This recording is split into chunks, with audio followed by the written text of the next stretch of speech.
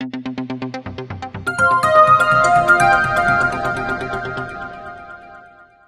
l'occasion de la 38e anniversaire de la Constitution haïtienne de 1987, le mouvement Femmes aidées lance officiellement la première édition de sa rubrique mensuelle intitulée Fémancipé, sous le thème Constitution et genre, pour rappeler que les droits des femmes ne doivent pas être des notes de bas de page dans les textes fondateurs de notre nation.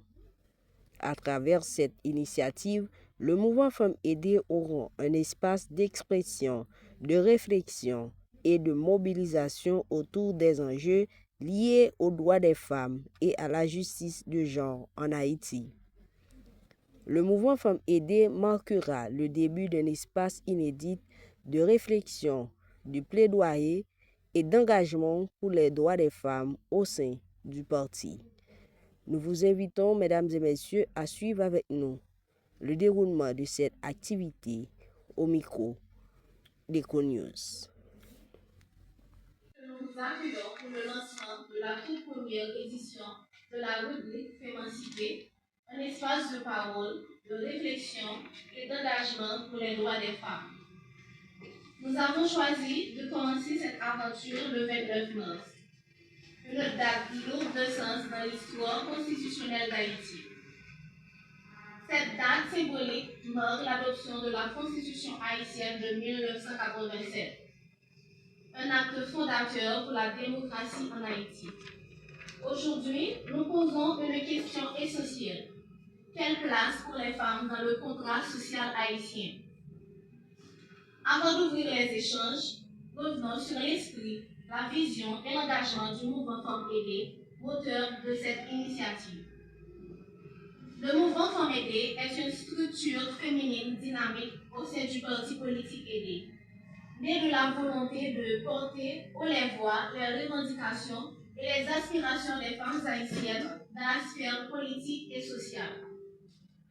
Nous croyons que l'émancipation des femmes est la clé de la transformation de notre société et que leur pleine participation garantit la construction d'un avenir plus juste, inclusif et égalitaire. À travers des actions concrètes, des plaidoyers, des campagnes, des espaces de formation et de dialogue, le mouvement Femmes aidées se positionne comme un moteur de changement, mobilisant les femmes sur tout le territoire du pays pour défendre leurs droits, briser les silences et construire ensemble des solutions durables. Et c'est avec cette énergie que Fémancipé prend naissance aujourd'hui. Fémancipé, c'est plus qu'un mot, c'est un engagement. Une tribune féministe mensuelle où seront abordées sans tabou les grandes questions liées au genre et à la justice sociale. Pour cette première édition, nous avons choisi un thème fondamental, Constitution et genre, pour rappeler que les droits des femmes ne doivent pas être des notes de bas de page dans les textes fondateurs de notre nation. Et pour alimenter cette réflexion, nous avons conçu diverses tables rondes autour de dimensions essentielles des rapports sociaux de genre. Genre et constitution, pour réfléchir à la place des femmes dans notre droit annuel, à ses manquements, mais aussi à ses leviers. Genre et éducation, parce que l'accès au savoir est encore inégal au sein de la société et qu'il est la base de toute émancipation. Genre et travail, pour dénoncer les discriminations économiques et revendiquer la reconnaissance du travail des femmes. Genre et justice, parce que face à l'impunité des violences, nous devons repenser notre système judiciaire protecteur et accessible. Genre et santé, notamment avec la santé sexuelle et reproductive, trop souvent stigmatisée. Et enfin, genre et politique, quand la présence des femmes dans les espaces de décision n'est pas un luxe. C'est une nécessité pour une démocratie véritable. Ces tables seront des laboratoires de pensée collective. Nous vous invitons à participer activement, à débattre et à proposer. Fémancipé est une réponse. Fémancipé est notre réponse. Fémancipé est la réponse de mouvement Femmes aidées. Notre voix, notre force. Genre et constitution. j'aimerais bien me référer au père fondateur de la patrie haïtienne, Jean-Jacques Dessalines le Grand, de son nom complet, dit Jean-Jacques Auguste Dessalines. 20 mai 1805. Nul n'est digne d'être haïtien s'il n'est bon soldat, bon époux, mais surtout bon père de famille. Autrement dit, cette phrase de Dessalines a voulu faire d'Haïti terre de la liberté, terre de la responsabilité, terre de la souveraineté, terre des droits de l'homme, terre des droits de la femme, terre de la protection des enfants. Nul n'est digne d'être haïtien s'il n'est bon soldat, bon époux, mais surtout bon père de famille. Mesdames, Mesdemoiselles et Messieurs, aujourd'hui, réfléchir sur le genre et la Constitution quand même nous offre l'opportunité de dire à Madame l'assistance qu'il faut quand même poser les limites entre le genre en Haïti et le genre tel que considéré dans les pays européens. Ici, je vais articuler mes propos en regardant le genre, considération de la femme en Haïti, d'abord à travers le temps et l'espace, la valorisation quand même de la femme haïtienne, le politique, la guerre de l'indépendance, le religieux, la place de la femme dans le sacré, sur ce rôle de la femme dans notre société. Nous avons malheureusement une vision occidentalisée, même occidentaliste de la femme en Haïti. Permettez-moi de vous dire, en Haïti, la femme a toujours eu sa place.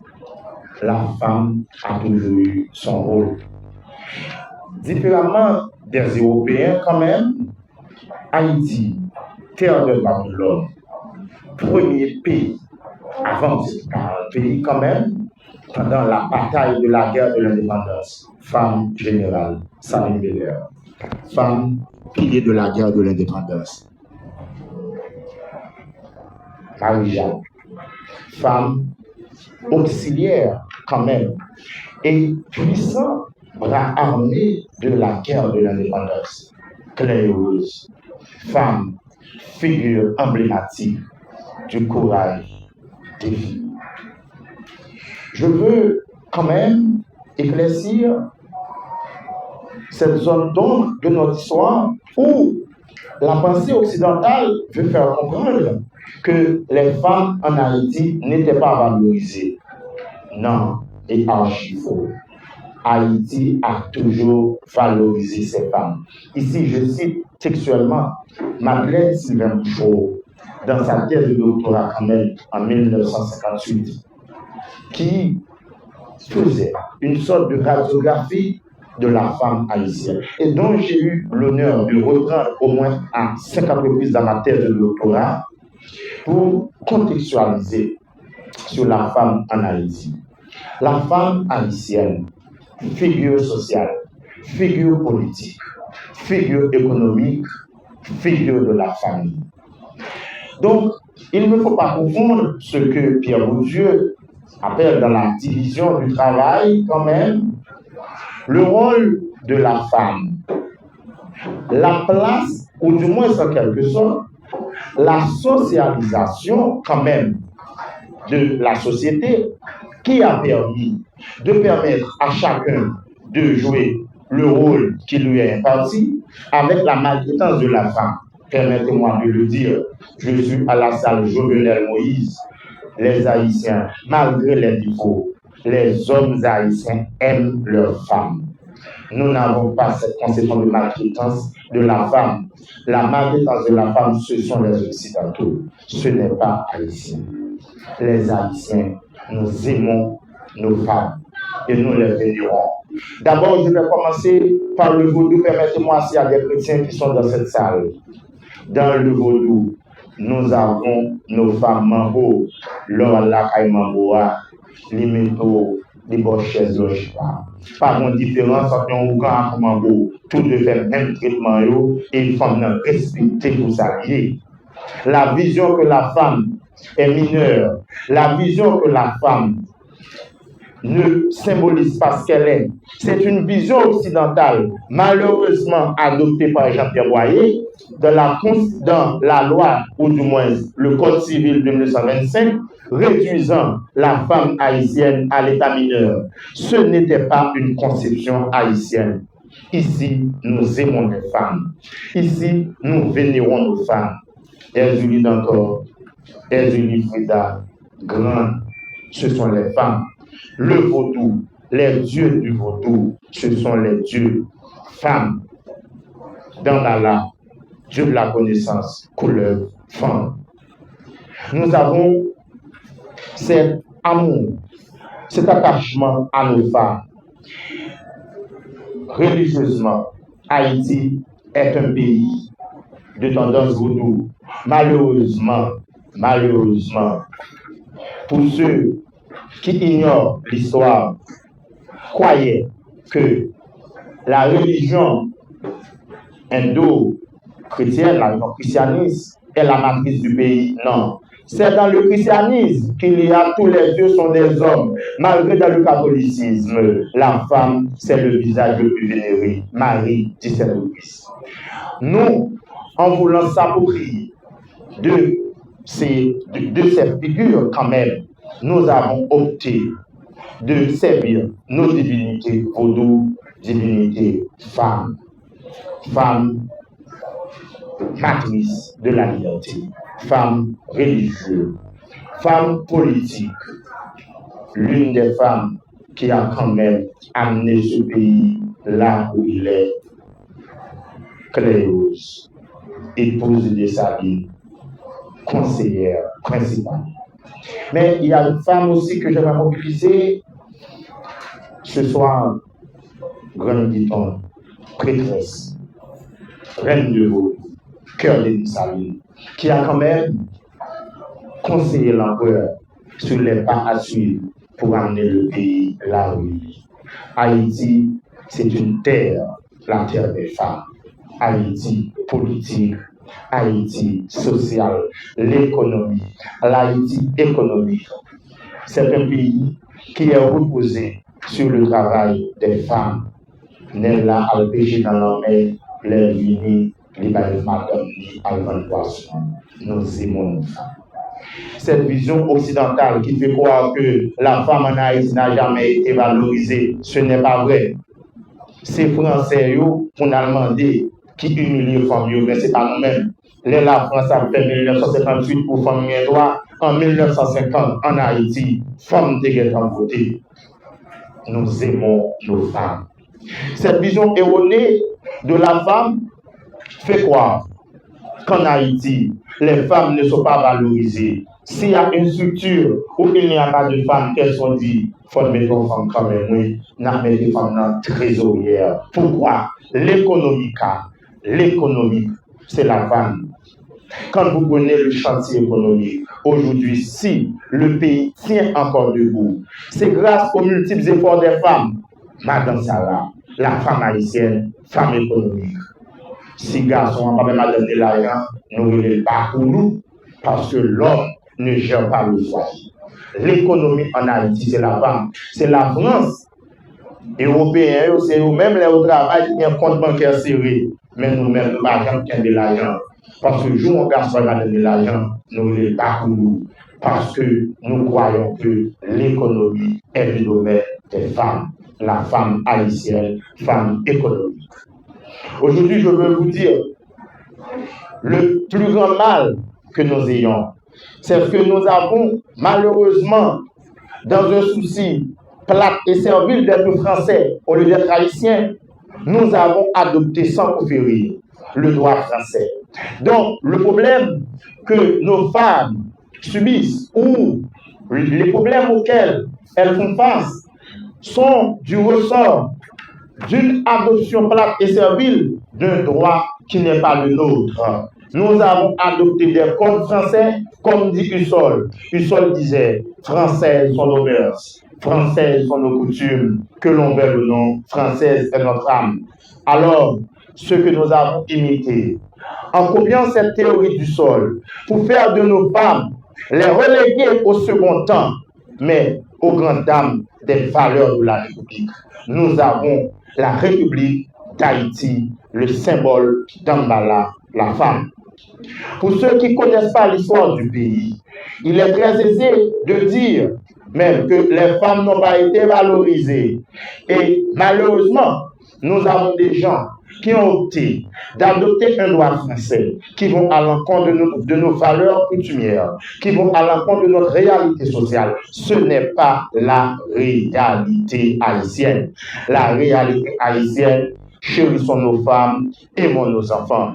Nul n'est digne d'être haïtien s'il n'est bon soldat, bon époux, mais surtout bon père de famille. Le bon père de famille, c'est l'homme qui sait prendre soin de sa femme. L'homme haïtien, cultivé, chérit sa femme. N'est la même 1500 000, pas les balles de la donne. La place de la femme, la valeur féminine. Aujourd'hui, ce qui m'intéresse, la Constitution de 87 a voulu reproduire malheureusement une constitution de la 5e République en France, une constitution misogyne qui n'a pas su comprendre les combats des femmes en Haïti. Au nom de tous les êtres masculins, femmes potomiques à la via, femmes voyantes, pardon, le pays reconnaît la valeur de ces femmes. Ce que vous voyez dans cette constitution misogyne, même dans la formulation du texte, le président de la République, le sénateur, le député, le maire, une constitution misogyne qui écarte les femmes, alors que nous croyons dans les valeurs ancestrales, nous croyons dans les femmes. Donc, ce que je voudrais vous dire, cette constitution, malgré la réforme de 2011 qui a été un échec phénoménal et total, qui a voulu procéder au principe de quota pour dire il faut 30% de femmes dans la politique. Non, ce que nous voulons, ce sont des femmes éduquées. Nous n'avons pas besoin de quotas. Nous avons besoin d'un pays qui met l'emphase sur l'éducation. Si nous avons des femmes éduquées, nous n'avons pas besoin de quotas. Une femme est aussi bien formée qu'un homme. Nous n'avons pas besoin d'une constitution qui parle au singulier. Pourquoi le président de la République et non pas la présidente de la République et le président de la République? C'est que c'est une constitution héritée des valeurs misogynes françaises qui ont été transférées en droit haïtien pour produire un droit inégalitaire. Je veux quand même vous rappeler des progrès haïtiens de 82, la femme mariée mineure, la loi 26. La femme mariée en Haïti, mineure, en 82, il a fallu ce coup de balai pour redonner à la femme son autonomie. Nous aimons nos femmes, nous les chérissons. Et le plaisir d'accueillir Mademoiselle Shaina Désir, étudiante finissant en diplomatie et relations internationales et responsable de communication au niveau national du mouvement Femmes Aidées. Elle va nous présenter les thématiques du jour, genre et constitution. Accueillons Mademoiselle Shaina Désir. Au lendemain de la chute des Duvalier, afin d'éviter à l'avenir un tel régime dictatorial héréditaire, un certain nombre d'historiens, d'économistes, de sociologues et spécialistes du droit élaborent au cours de l'année 1986 une nouvelle constitution afin de recadrer un cadre juridique au pouvoir politique et remettre à l'ordre du jour les valeurs républicaines et démocratiques. Elle fut présentée au Palais législatif à Port-au-Prince le 10 mars 1987. Elle fut ratifiée par la population haïtienne lors du référendum constitutionnel du 29 mars 1987. Elle est restée en vigueur en état jusqu'à l'amendement du 9 mai 2011 et entrée en vigueur le 11 mai 2011 sous la présidence de Joseph Michel Martelly. Comment définit-on la Constitution? Quel est son objet? Quelles sont ses composantes? La Constitution, c'est l'instrument juridique par excellence qui prévoit et met en application de manière précise les règles d'organisation de l'État, c'est-à-dire l'ensemble des règles juridiques qui définissent les institutions de l'État, qui déterminent leur structure et leur mode de fonctionnement. Elle fixe également les rôles et les champs de compétences de chaque pouvoir, à savoir le pouvoir exécutif, le pouvoir législatif et le pouvoir judiciaire. La Constitution peut précéder l'État, mais elle ne le crée pas pour autant. Elle lui fournit une personnalité ou un statut juridique. La Constitution a pour objet d'établir le socle organisationnel de la société, dans une démarche philosophique de la nation, selon les valeurs partagées de la société. La Constitution comprend 4 parties: le préambule, le corps de la Constitution, les dispositions transitoires et les dispositions finales. Comment définit-on la notion de genre? Le genre est une notion en sociologie qui désigne le sexe social, en opposition au sexe biologique. Autrement dit, le genre concerne les rapports qui se construisent entre les femmes et les hommes dans une société et qui varient selon sa culture et la façon dont elle est organisée.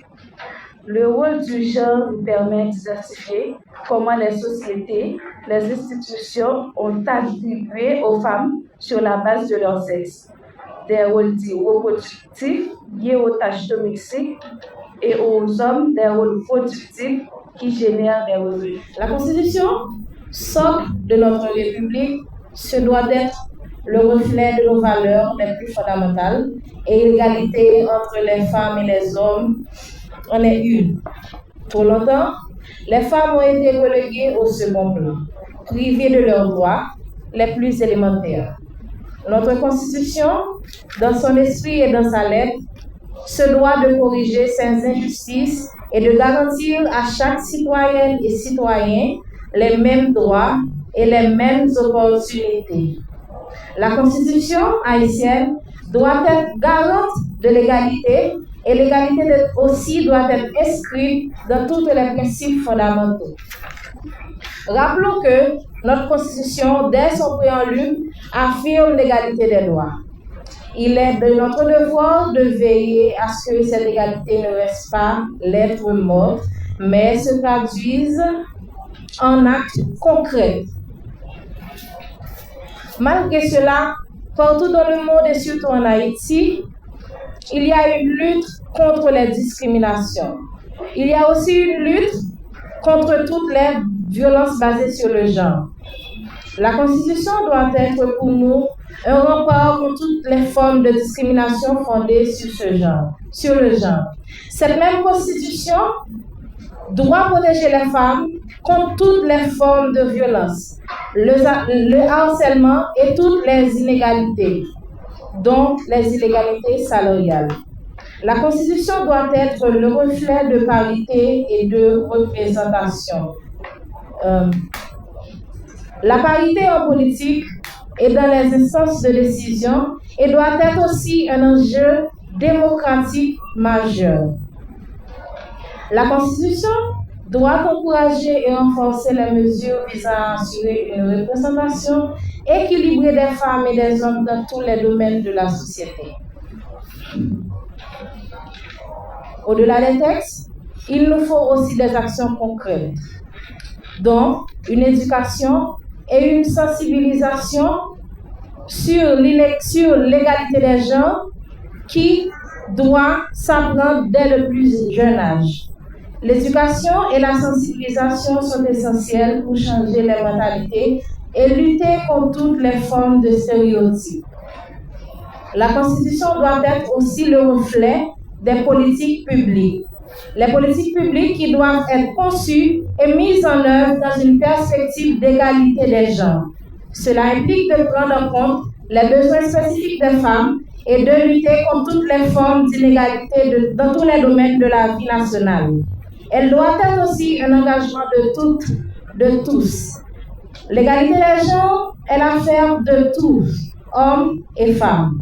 Chacun à son niveau doit agir pour faire progresser l'égalité et lutter contre toutes les formes de discrimination. Donc, mesdames, messieurs, la Constitution, c'est un outil puissant pour construire une société plus juste et plus égalitaire. Il est de notre responsabilité de l'utiliser pleinement pour garantir l'égalité des genres et permettre à ce que chaque femme réalise son plein potentiel. Ensemble, faisons de l'égalité des genres une réalité inscrite dans nos lois et vécue au quotidien.